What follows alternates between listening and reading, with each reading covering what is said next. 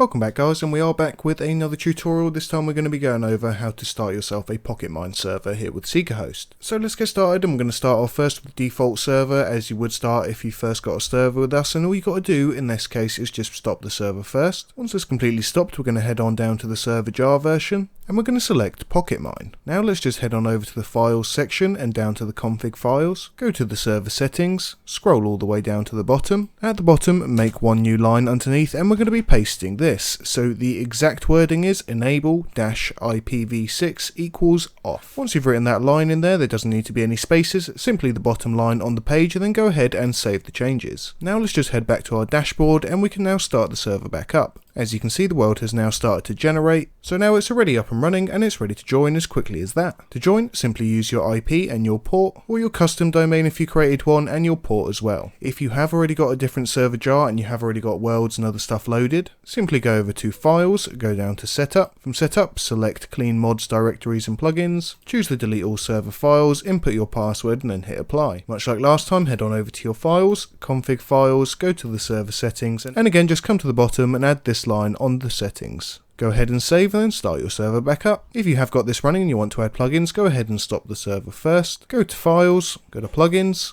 and from here you can select Pocketmine or Pocket plugins. To install them, simply click on the plugin itself, select the corresponding version. They always have a chart here and the top one is the newest, and then simply click Install. Come back to your main dashboard and press start. You might have to check whether they work or not. That last plugin did not work with this version, so I changed it over to a clear lag plugin, which has now started up straight away. You can also check what plugins you have running by typing plugins on your console, pressing enter, and then it will tell you what plugins that you have running. As you can see here, we have one called clear lag. So thanks for watching, and we hope you have fun on your Pocketmine servers.